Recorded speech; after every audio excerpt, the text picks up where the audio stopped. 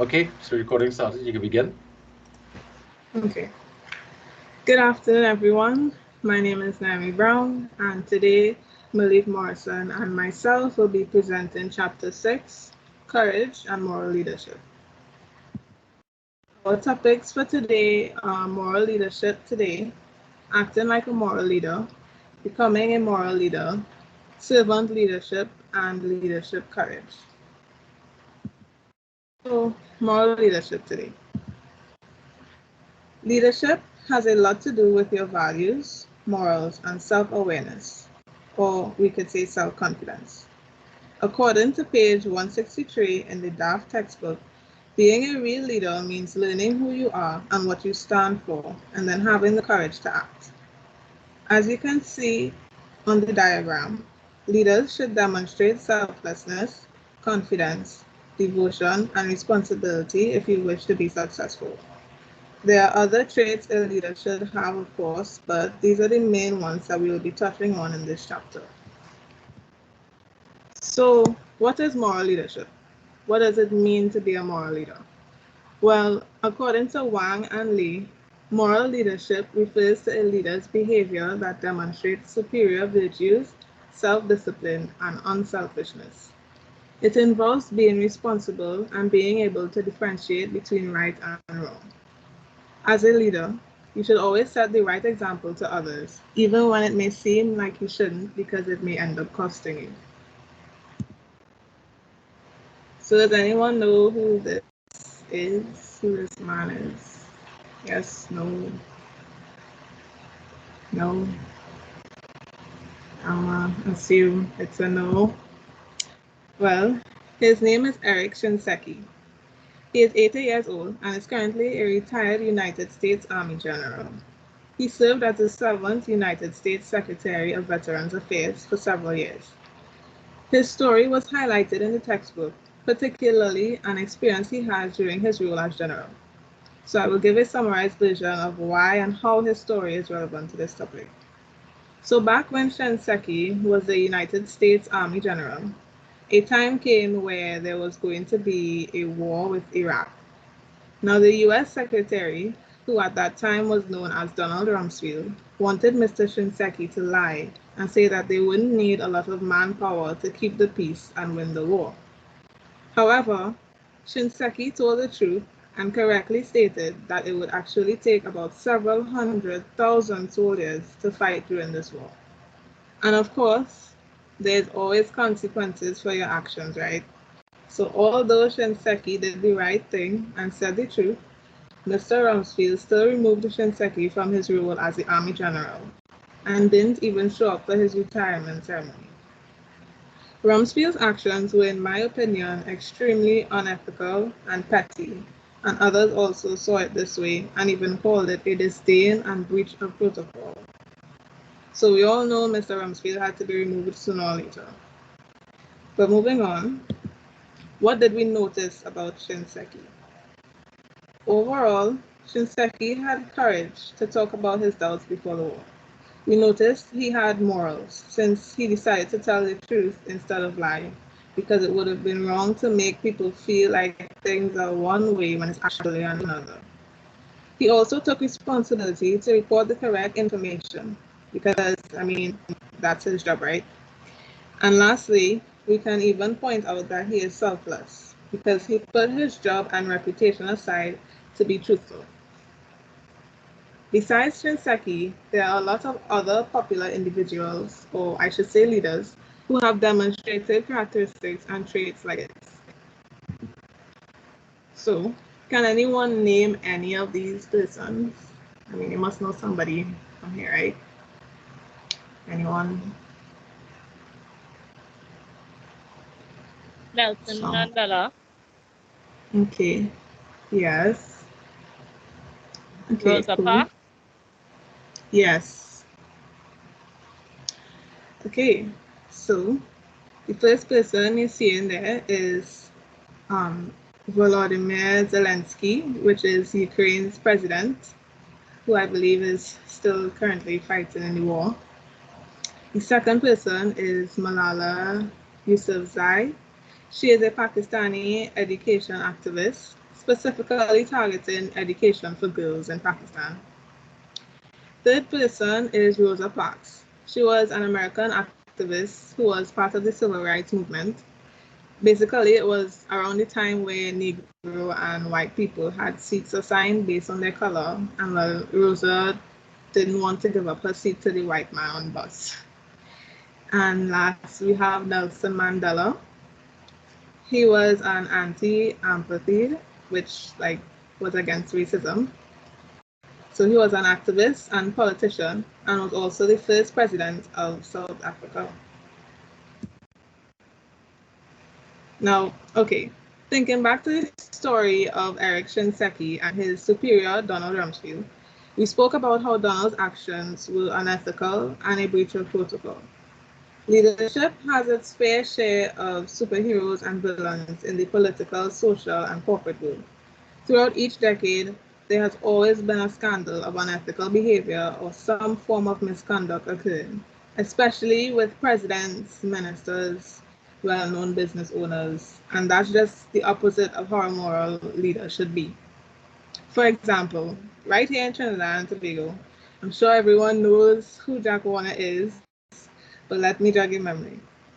So he is a politician, and he was the former Minister of National Security of Trinidad and Tobago.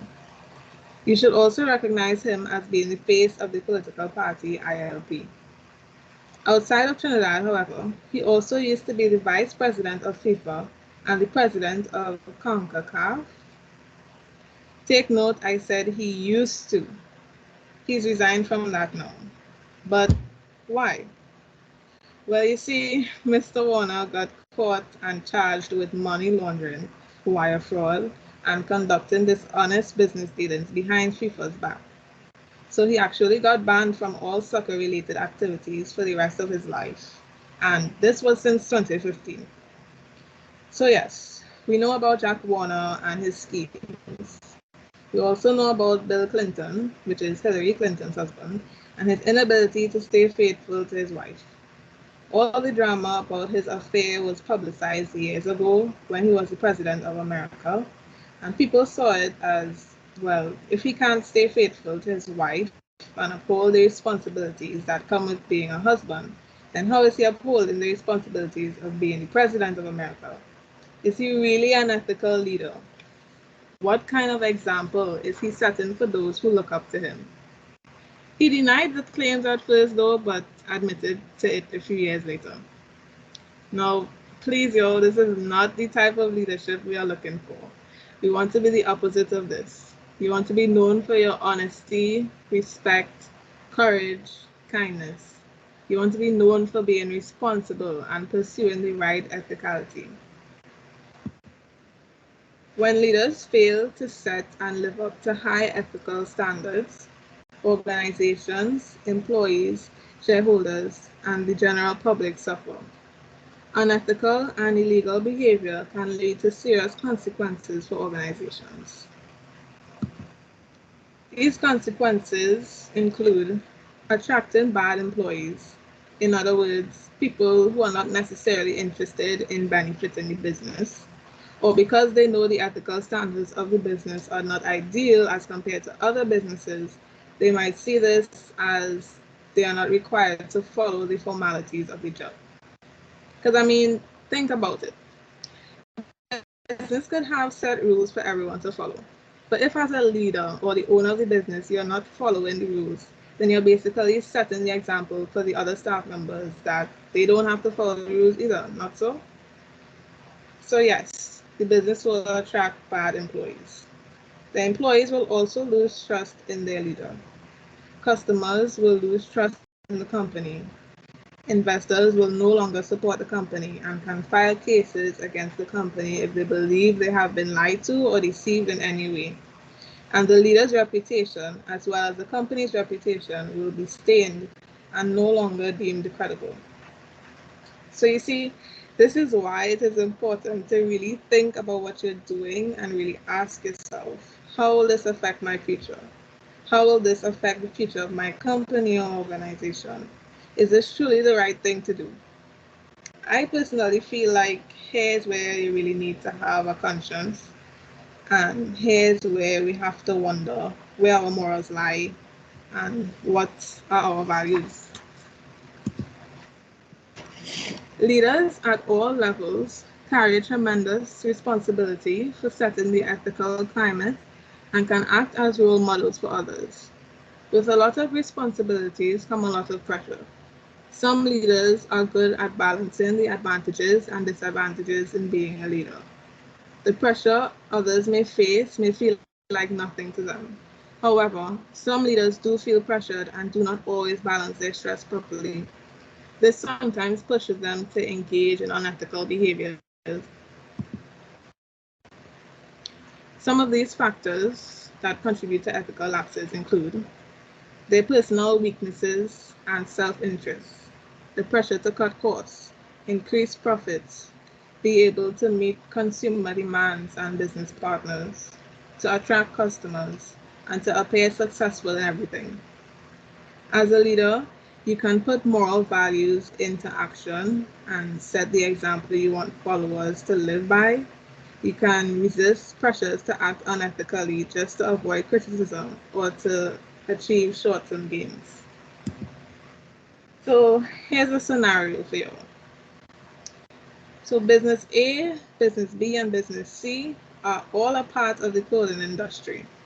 Business A and business B are located in the city opposite to each other, while business C is located on the street higher up from business A and B. Business C does not offer high-end clothing brands such as CRN, BUSI, Prada, etc. However, they still offer quality clothing at a cheap and more affordable price as compared to business A and B, who both include brands such as the ones listed earlier. Business C is becoming more popular, and business A and B are struggling and desperate to become relevant again. What are some unethical practices you think business A and B may try to do to resolve their problems? And what are some ethical practices that can solve their problems? You all could be creative with your responses. So anyone wants to try? What you all think?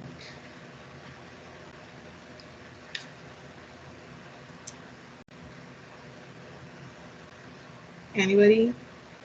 Nobody?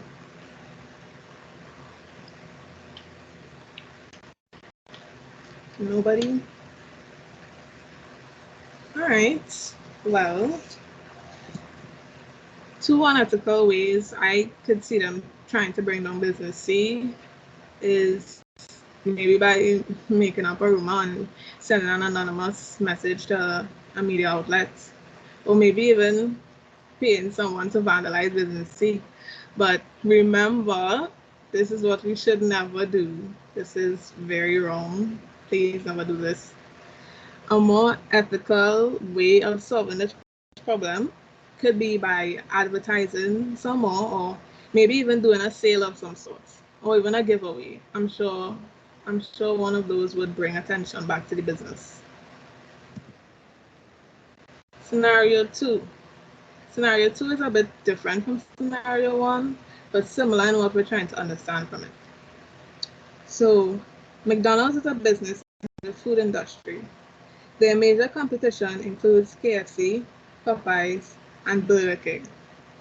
McDonald's always seems to have the upper hand when it comes to sales because customers are in love with their food, prices, customer service, and the overall professional environment of the business.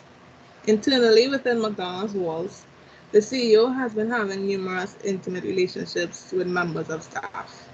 One day, McDonald's board of directors received an anonymous message from one of the employees about this, and further investigation takes place. The following week, the allegations are confirmed. The CEO gets fired, and an article is posted on the daily newspaper, as well as reported live on all news stations. Based on the list of factors that contribute to ethical lapses, which one do you think refers to the situation with McDonald's CEO? And in case you all forgot, here are the factors that contribute to ethical lapses. So, which one you all think applying to the CEO? think that should be easy. I think like personal weaknesses or self-interest. Yes, exactly. Yep. It falls under personal weakness because, well, in the sense that he clearly had a weakness for having intimate relationships with his employees. And fun fact, actually, this scenario is very much a true story, except on top of the scandal with him and his employees, he also lied about them, destroyed evidence, and committed fraud. Again, remember, this is what we don't want to be like. Okay? Most people want to be liked, and they want their organizations to appear successful. Leaders sometimes do the wrong thing just so they will look good to others. The question for leaders is whether they can summon the fortitude to do the right thing despite outside pressures. Additionally, you have to know what lines you can cross and what lines you should never cross. Your actions speak a lot about your character, and this is something you should always remember, not just as a leader or a public figure, but as an individual. What leaders do that make things go wrong? Now, I don't know if you all remember, but hopefully you do. So let's recall back to where we mentioned that it is important for the leader to follow the rules because it sets the right example and tone of the organization and how it should be. So if as a leader your behavior reflects selfishness, greed, dishonesty, and all those unethical traits, then your employees will think that it's okay to also be this way. And I'm sure you all remember us discussing the consequences of this. Executives who expect big salaries and perks at the same time the company is struggling and laying off thousands of workers are not likely to create an environment of trust and integrity. Leaders that are more concerned about gaining benefits, their own greed, and making themselves a top priority over the well-being of their business, employees, and customers do not even deserve to be called role models or a leader in the first place. So now we're going to take a look at a table showing the difference between unethical and ethical leadership.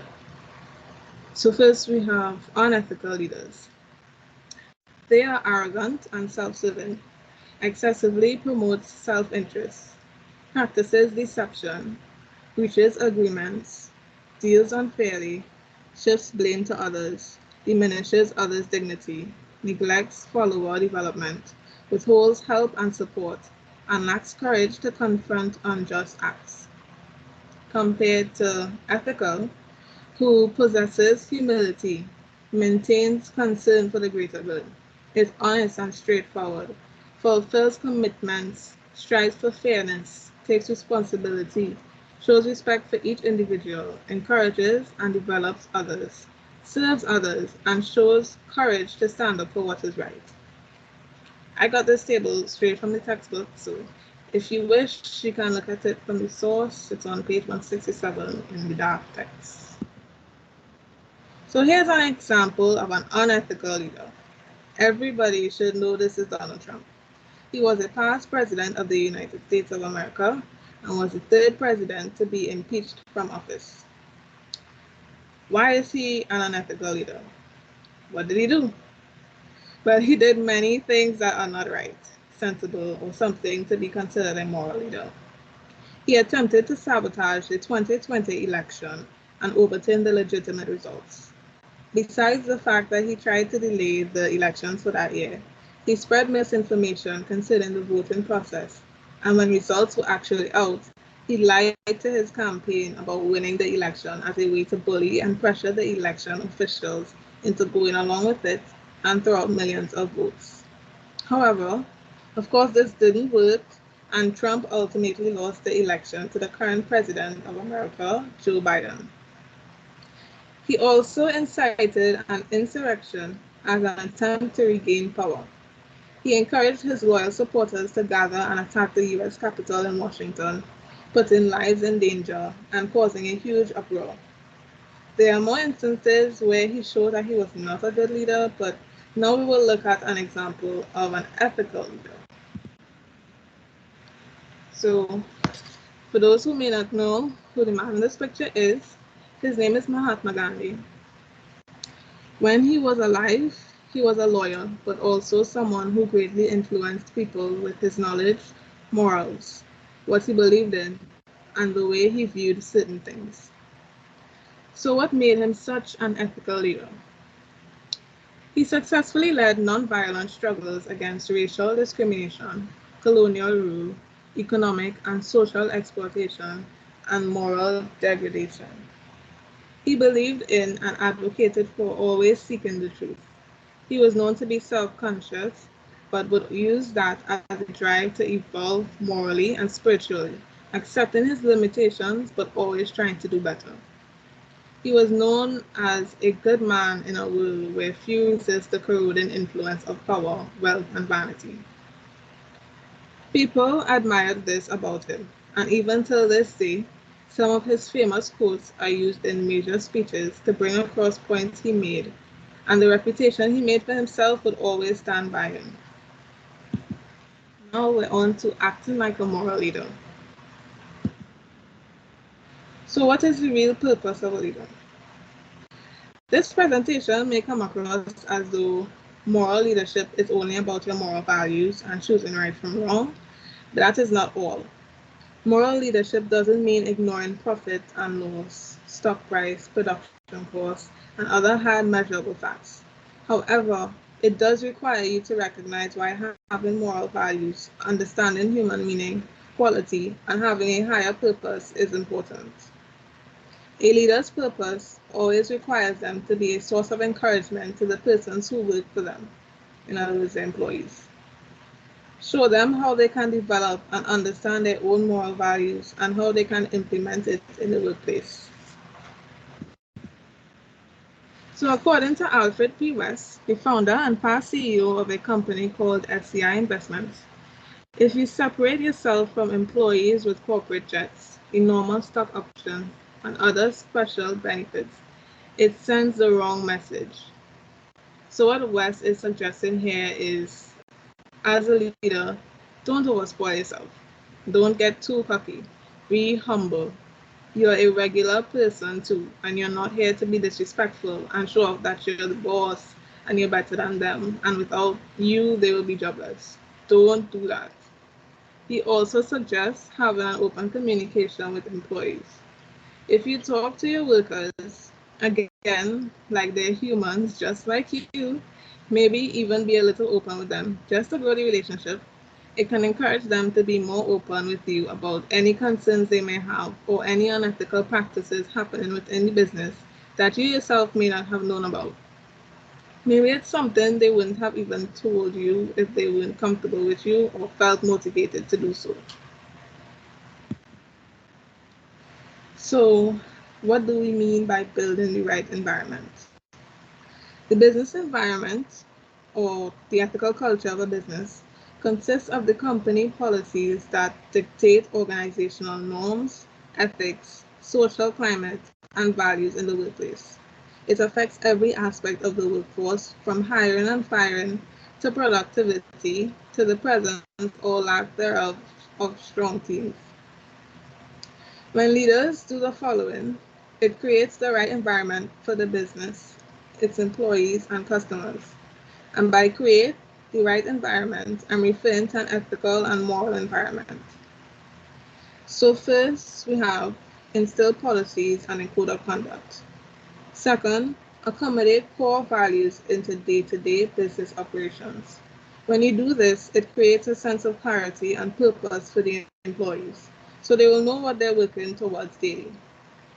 Third, leaders should be cautious about their actions and how their employees view them. It's the same concept we spoke about earlier, where however the leader behaves, the employees will behave the same way. Fourth, enforce said policies by punishing those who violate them, and vice versa when it comes to rewarding employees who adhere to the ethical conduct. Fifth, create a space for communication where workers will feel safe, establishing an open door policy. And lastly, leaders need to conduct proper research on investors as well. Pay close attention to them because they can also bring bad ethics to the business name and to employees. As a leader, you can drive fear out of the organization so that followers feel comfortable reporting problems or ethical abuses. You can establish clear ethic policies, reward ethical conduct, and show zero tolerance for violations. Private and professional life practices. What does an individual's private life have to do with their professional life? Does it matter how they act during their private time? The answer is yes. It very much matters. But how? Well, think about it. Imagine if every time you're home with your family, all you do is argue. It could be about the pettiest things, whether it's with your wife or husband, kids, maybe even your parents. So every little moment you spend at home is not so pleasant and peaceful. Now picture you have to wake up early in the morning to go to work. So now you have to try and switch from feeling angry or sad and unhappy to trying to be professional, communicating with people, asking and answering questions, giving orders, and those things. Some people may be good at putting on a show and acting like their life has been filled with nothing but rainbows and sunshine, but most individuals bring the same energy from home with them to work. You know the saying, you never know what's happening behind closed doors to cause someone to behave the way they do? This is exactly what they mean. This happens to everyone, the average leader, the average person. So what we're trying to highlight here is the importance of maintaining the same ethical behavior you have at work, at home too. Or in other words, the way you carry yourself in the professional setting should be the same way you carry yourself in your private setting. Your morals and code of ethics should continue to be of high standards and the same. Leaders realize that what they do in their personal lives carry over to the professional arena. Leaders are a model for the organization 24 hours a day, 7 days a week. So overall, how do we act like a moral leader? 1. Develop, articulate, and uphold high moral principles. 2. Focus on what is right for the organization as well as all the people involved. 3. Set the example you want others to live by. 4. Be honest with yourself and others. 5. Drive out fear and eliminate undiscussables. 6. Establish and communicate ethic policies. 7. Develop a backbone and show zero tolerance for ethical violations. 8. Reward ethical conduct. 9. Treat everyone with fairness, dignity, and respect from the lowest to the highest level of the organization. And 10. Do the right thing in both your private and professional life, even if no one is looking. So, becoming a moral leader.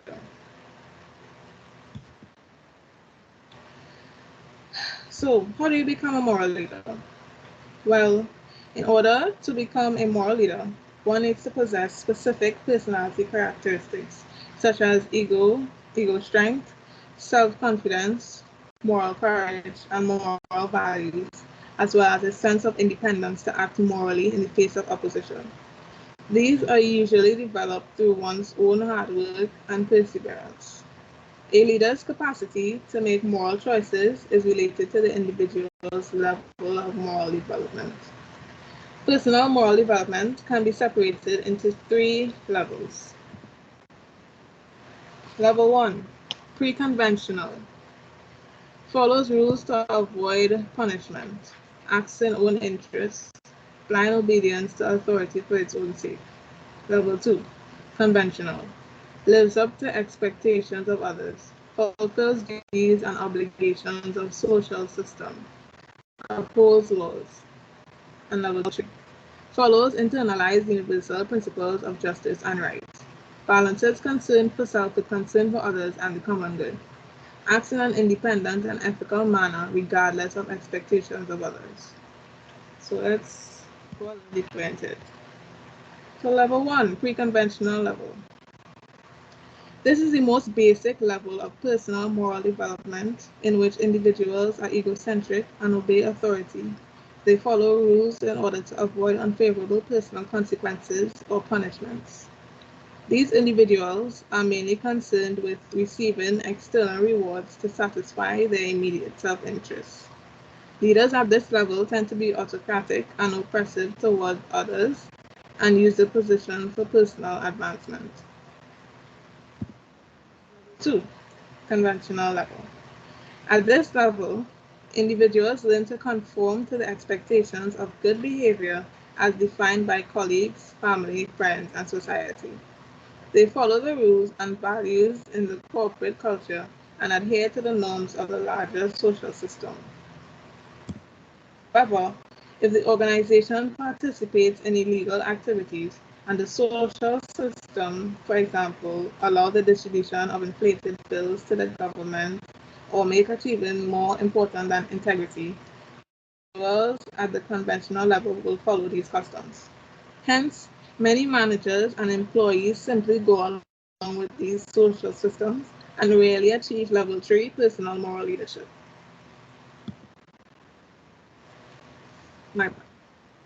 Now, when I read about this, I automatically thought about that saying, monkey see, monkey do, because that's basically what it is. If guy A convinces guy B, C, and D that jumping off a bridge is cool, then best believe guy E, F, and G is gonna hop on the wagon and jump off the bridge too. Again, similar to the concept of what the leader does in the workplace, the employees will follow. So level 3, post-conventional level. At the post-conventional level, or principled level, leaders are able to act in an independent and ethical manner because they are driven by an internalized set of principles universally recognized as right or wrong. These leaders may even counteract rules or laws that infringe these principles. A leader at this level is visionary, empowering, and committed to serving others and a higher cause. Hence, their internalized values are more important than the expectations of other people inside or outside the organization or the community. These values may also be pursued despite the risk to their own reputation or safety. It should be noted when leaders operate at level 3 of moral development, they focus on higher principles and encourage others to think for themselves and expand their understanding of moral issues. Hence, research has consistently found a direct relationship between higher levels of moral development and more ethical behavior on the job, including less cheating, a tendency toward helpfulness to others, and the reporting of unethical or illegal acts, known as whistleblowing. Therefore, if leaders can use and understand these stages of moral development to enhance their own and their followers' moral development, as well as enforce ethic training programs, it will move people to higher levels of moral reasoning. So here's another scenario. Davis and Paula are two famous criminal defense lawyers who are representing a client for an ongoing drug charge. They both charge their client $8,000 each for every court hearing, and the charge increases for any extra favors being asked of them.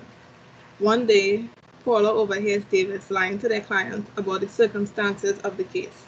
However, she decides to say nothing to the client because she knows they will get fired and will lose out on the money. What level of personal moral development do you think Paula and Davis has? Anybody?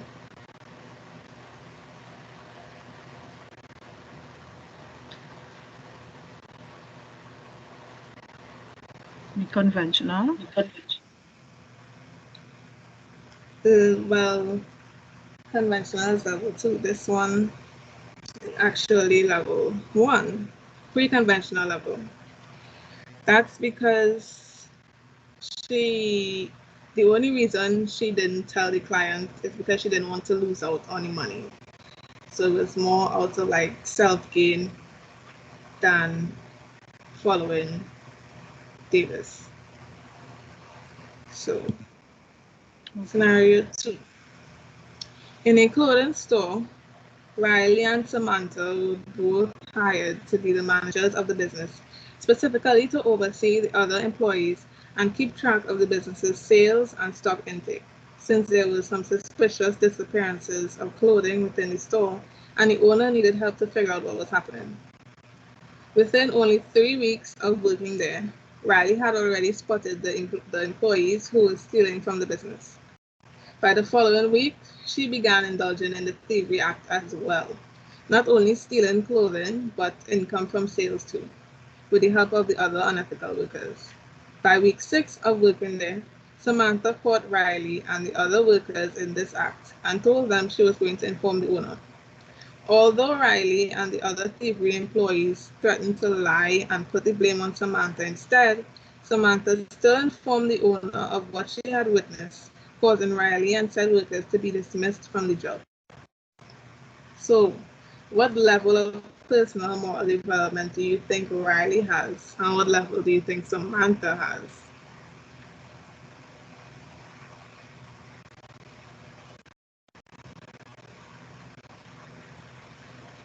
Think about it.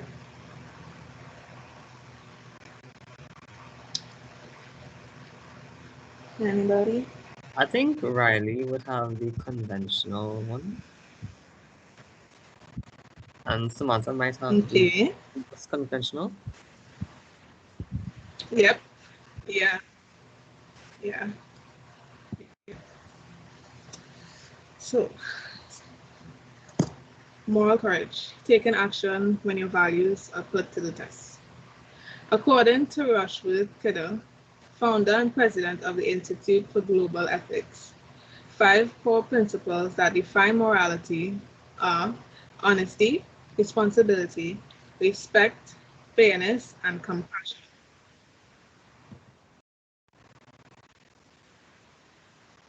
However, in, uh, is that me?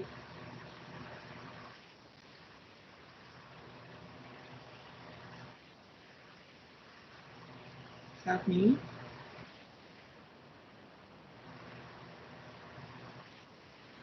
Naomi, what's wrong? Miss Brown? Oh, I'm sorry. I think my Wi-Fi dropped. I'm so sorry. Okay. Um,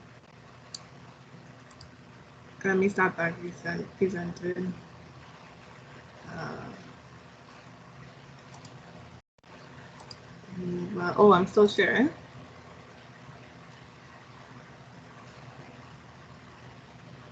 Hello. Are you Yeah, all seeing me? we're still seeing your screen, but it seems to be stuck. There's a Okay. right. Okay, it seems to be clearing back up now. Okay. Is it any slide? Okay.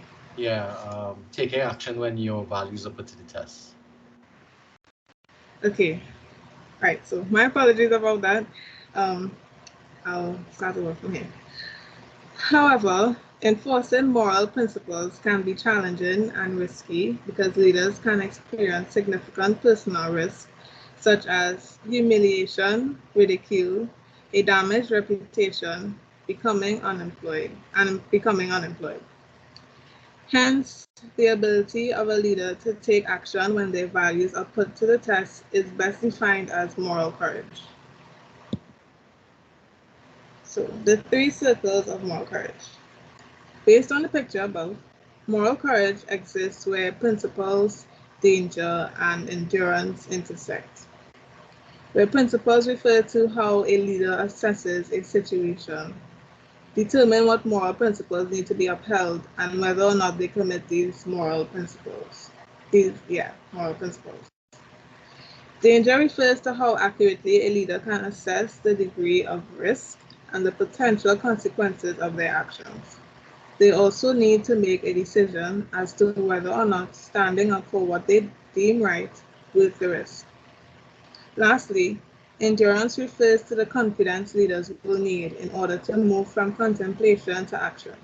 They will need a lot of confidence in order to endure the requirements moral courage brings. And they can find this confidence in areas such as their experience and skills, the character and the values and virtues that sustain them emotionally, spiritual insight, or faith in a higher power, and their gut feelings about what is the right thing to do.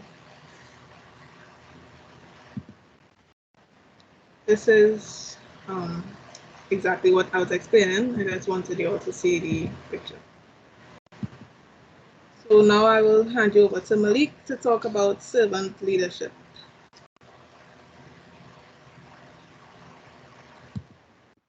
Hi, Hi, good everyone. Servant leadership. This is a quote from the textbook. What is a leader's moral responsibility towards followers? Is it to limit and control them to meet the needs of the organization? Is it to pay them a fair wage? Or is it to enable them to grow and create and expand themselves as human beings? Right? This translates to what a leader should do for their followers. Should they dictate them, or should they guide them and serve them as a servant leader? Next slide, please.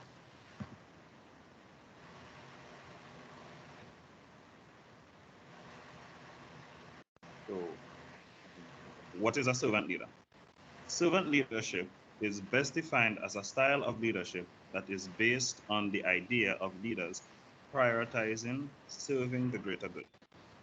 These leaders serve their teams and organization before they think about their own goals. The best way to understand servant leadership is to compare it to other leadership approaches. Next slide, please.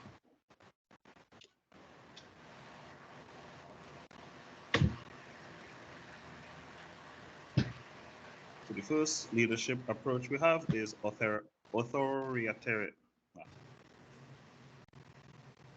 authoritarian management. This is a leadership style characterized by individual control over all decisions and no input from group members/employees. These leaders typically make choices based on their ideas and judgment and rarely accept advice from followers. This leadership mindset emphasizes tight up-down control, employee standardization and specialization, and management by impersonal measurement and analysis. Next slide, please.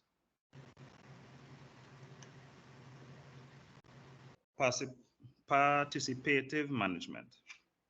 This is where all employees have the opportunity to participate in workplace rules and decisions that advance their career fulfillment and corporate objectives through participation in management.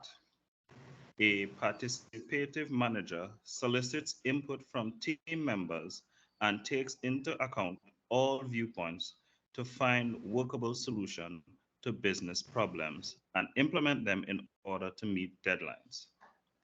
As a result, under this management style, employees feel more appreciated and frequently put in more effort for their employers. Next slide, please. Stewardship. This is a pivotal shift in leadership thinking.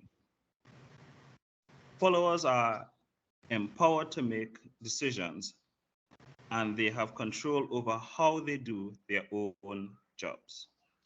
Leaders give followers the power to influence goals, systems, and structures and become leaders themselves. Stewardship supports the belief that leaders are deeply accountable to others as well as to the organization.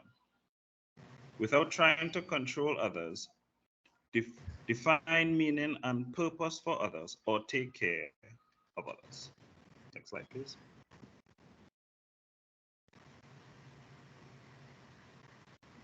And lastly, we have the servant leader. Servant leadership takes stewardship assumptions about leaders and followers one step further. Servant leadership is leadership upside down. Servant leaders transcend self-interest to serve the needs of others. help others grow and develop, and provide opportunity for others to gain materially and emotionally. In organizations, these leaders' top priority is service to employees, customers, shareholders, and the general public. Next slide, please.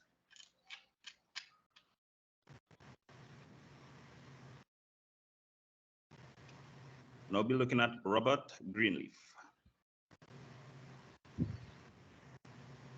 Servant leadership was first described by Robert Greenleaf in his book, Servant Leadership. Greenleaf began developing his ideas after reading Hermann Hesse's novel, Journey to the East. The story is about Leo, a servant to a group of men on a journey. He performs the most menial tasks and cheers up the group with his singing and good spirits. One day, he disappears and the journey falls apart. The head of the group returns home to speak to the leader of their order, only to see that Leo was the head of the order, or in other words, the leader of the order. This character is the complete ideal of servant leadership, putting others' benefit before your own. Next slide.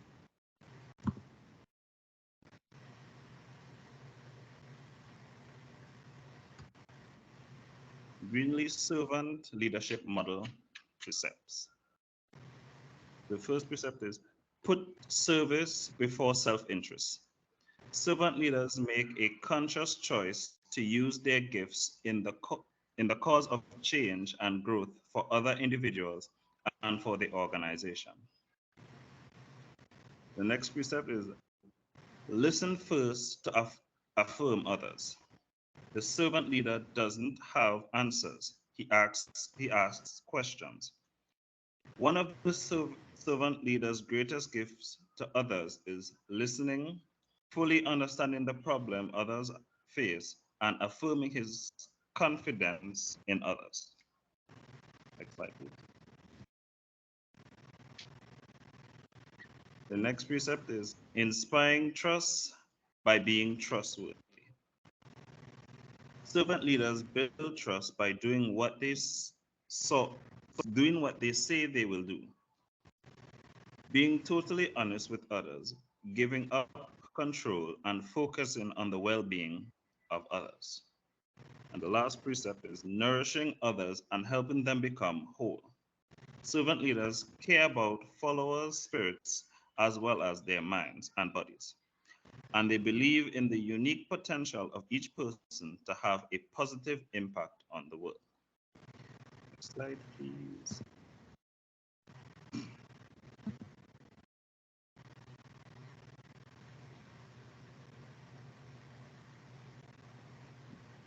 Next slide, please. Oh, I think it just gone. Okay. So here we are looking at a servant leader, Abraham Lincoln. The American Civil War provided a platform for Abraham Lincoln to demonstrate servant leadership. Two of the most lasting results of Lincoln's servant leadership are the preservation of the Union and the freeing of slaves. Lincoln's commitment to serve the greater good for the most people both revolutionized and forever changed the nation for the generations that have followed. Lincoln's aspiration to become president stemmed from his desire to serve his country. This suggests that Lincoln did not seek the position of executive leader solely for the sake of power that such opportunity would create for him. He understood that presidency was the ultimate position to serve his fellow Americans and move the country towards a more perfect union. Next slide, please. Leadership, courage. What is courage? Courage is the ability to do something difficult, even when there is risk. Courageous people do and say what they think is right despite opposition. Courage is both a moral and a practical matter for leaders. A lack of courage is what allows greed and self-interest to overcome concerns for the common good. The defining characteristic of courage is the ability to step forward through fear. Courage doesn't mean the absence of doubt or fear, but the ability to act in spite of them. Slide, please.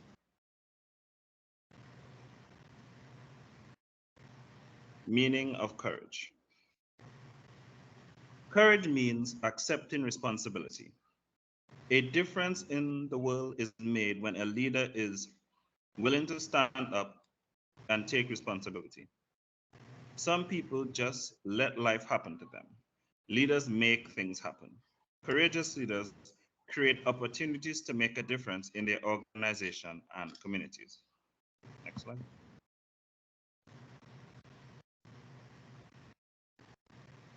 So this is an example of a meaning of courage. Barbara Johns.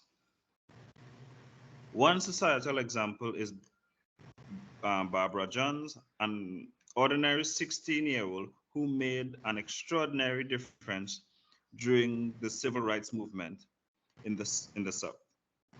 John led students to her segregated high school on a 2-week strike after a bus full of white students refused to pick her up. The NAACP stepped in and helped the young people sue for an integrated school. The Jones family home was burned the same year. Next slide, please. Courage often means non-conformity. Leadership courage means going against the grain, breaking traditions, reducing boundaries, and initiating change. Leaders are willing to take risks for a large ethical purpose, and they encourage others to do so. Next slide.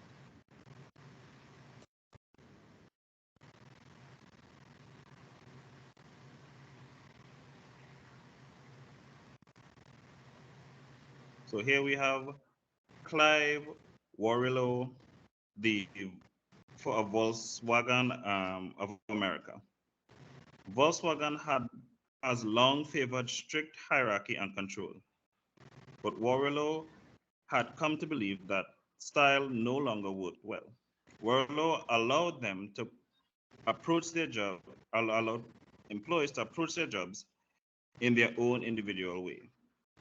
If a manager wanted to cut back on advertisement and use the money for bonuses, for example, he had the freedom to do so.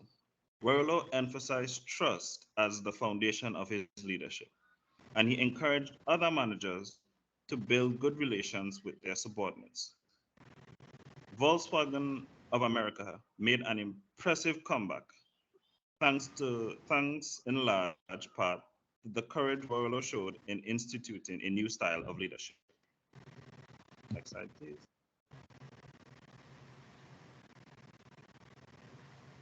Courage means pushing beyond the comfort zone.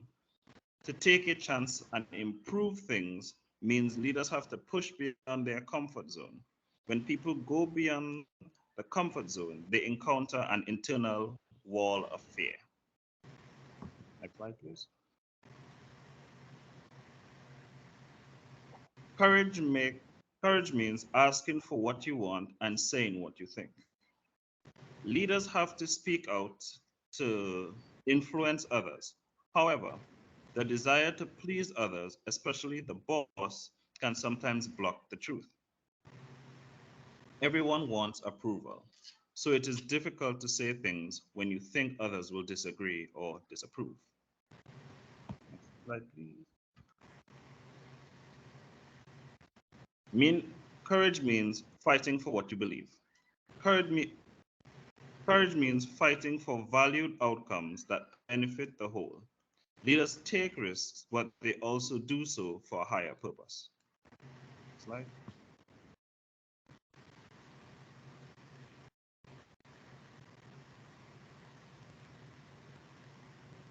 This here is Kailash Satyati,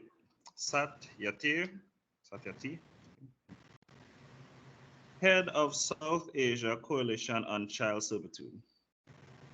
He receives regular threats and two of his co-workers have been killed. But Satyati continues striving to free India's millions of children forced to work in bonded labor. He doesn't risk his life for the thrill of it. He does so for a cause. He deeply believes in the dignity of all human beings. Next slide, please.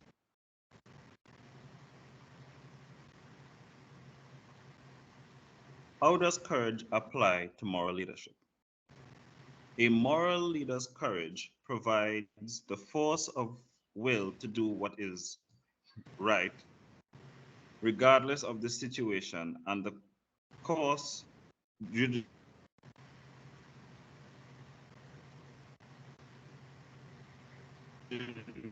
regardless of the situation and the course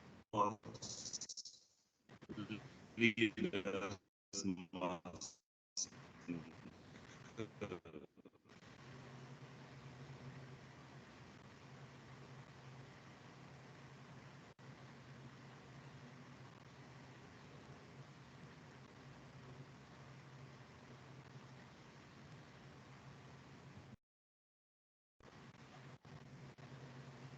I think I'm back. I think my internet just dropped again. Sorry.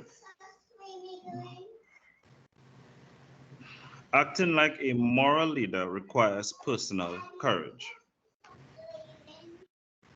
Excuse me for 1 minute, please.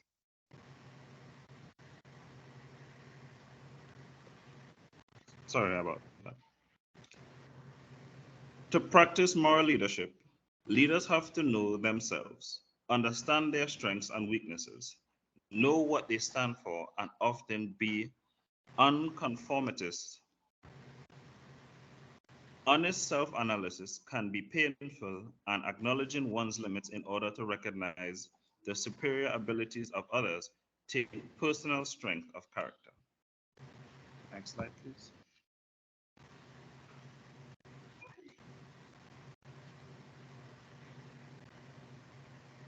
Opposing unethical conducts requires courage. This is the willpower to stand up and reject any action or situation that is believed to be unethical in conduct, even if it means going against the status quo of the organization or community that you are a part of, for the greater good or more ethical viewpoint. This can be referred to as whistleblowing.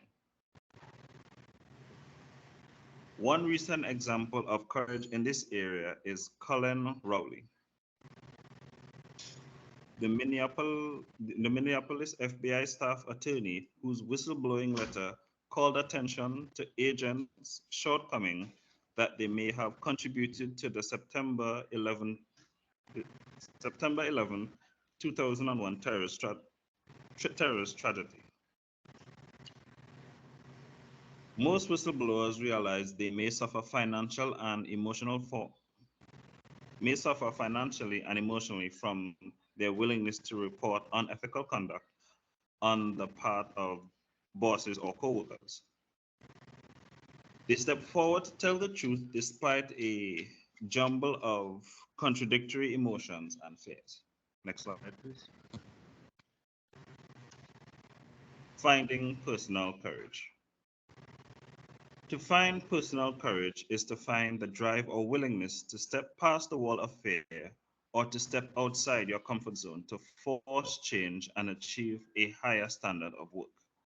Most of us have learned fears that limit our comfort zone and stand in the way of being our best and accomplishing our goals.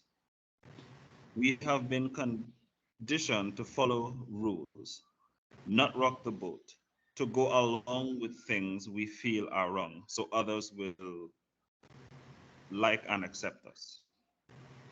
There are a number of ways people can unlock the courage within themselves, including committing to causes they believe in, connecting with others, welcoming failure as a natural and beneficial part of life, and harnessing anger. Next slide, please.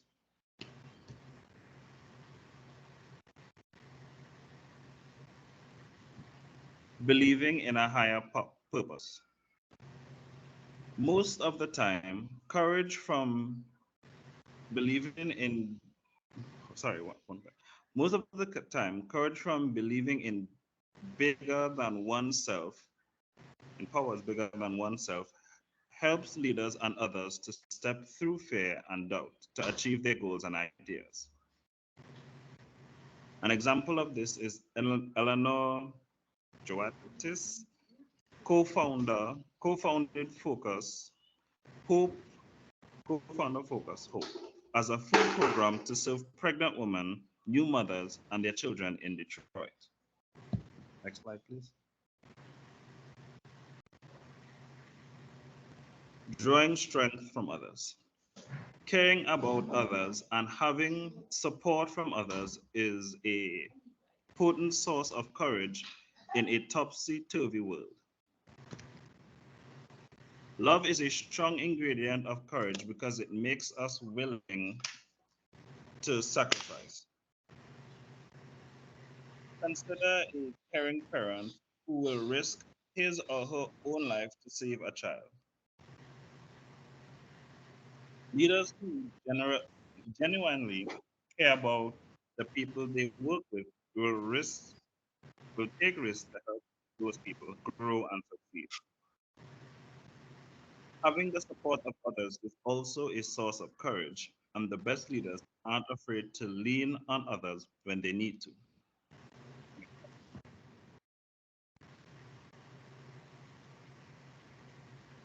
Welcoming failure.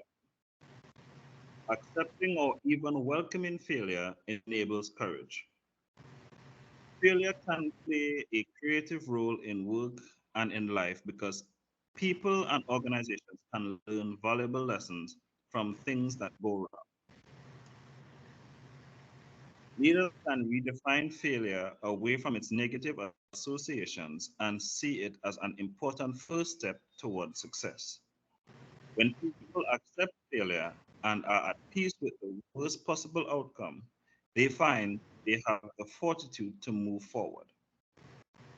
Leaders know that failure can lead to success and that the pain of learning strengthens individuals and the organization. Next slide, please.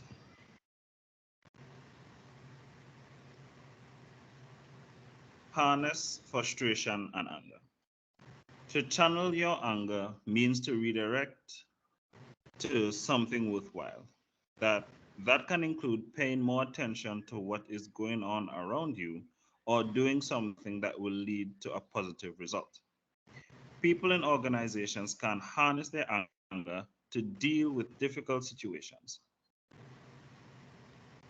When someone has to be fired from just when somebody has to be fired for just cause, a supervisor may put it off until some incident makes her angry enough to step through the fear and act. Sometimes outrage over perceived injustice can give a mild-mannered person the courage to confront the boss head on. Next slide, please. Okay, so to recap our presentation today, first subtopic that we did was moral leadership today. We defined what moral leadership means, how having values, morals, being self-aware, responsible, courageous, etc. are important and part of being a leader. We mentioned a few names like Eric Shinseki, Nelson Mandela, Rosa Parks, Malala Yousafzai, President Zelensky, and how they had similar characteristics as leaders. We also touched on leaders and their misconduct, like Jack Warner and Bill Clinton. We described the ethical climate in business, how leaders behave and set the tone and standards for workers, and consequences of some of their unethical behavior. We spoke about factors that may contribute to ethical lapses and how leaders feel pressured into becoming unethical.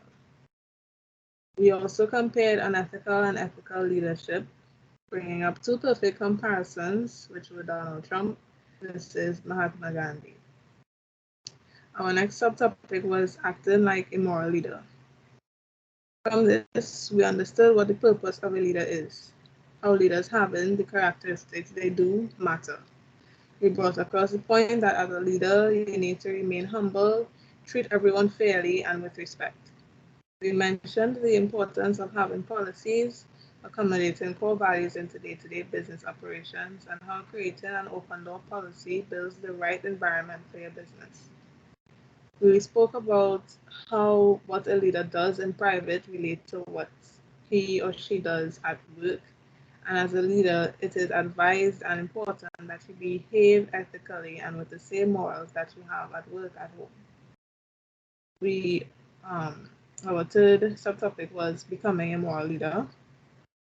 Here we spoke about the development, hard work, and perseverance needed to become a moral leader, where we further went in depth into the three levels of personal moral development, which were pre-conventional, conventional, and post-conventional. We touched on moral courage and dug into the 5 core principles of morality and the challenges and risks that come with moral courage. And we also explored the 3 circles of moral courage, which were principles, danger, and endurance.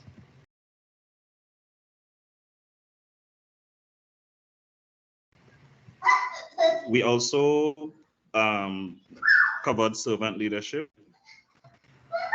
authoritarian management, participative management, stewardship, and the servant leader. We also covered Robert Greenleaf's, the person who wrote a book on servant leadership, and his servant leadership model. We also looked at an example of a servant leader, such as Abraham Lincoln, who served his people from a position of power. And then we moved on to leadership courage. We looked at what is courage, the different meanings of courage, and the examples such as Barbara Jones, Clive Warwillow, and Kaliash Satay. We also looked at how courage applies to moral leadership, acting like a moral leader, and how it requires personal change. We also looked at opposing unethical conduct, how it requires courage, finding personal courage, believing in a higher purpose, drawing strength from others, welcoming failure, and harnessing frustration and anger. I thank you, and this brings us to the end of our presentation.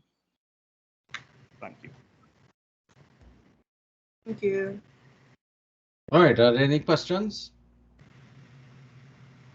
Okay, there's no questions, or there are no questions. I will pause the recording. Thank you very much, guys. Thank you.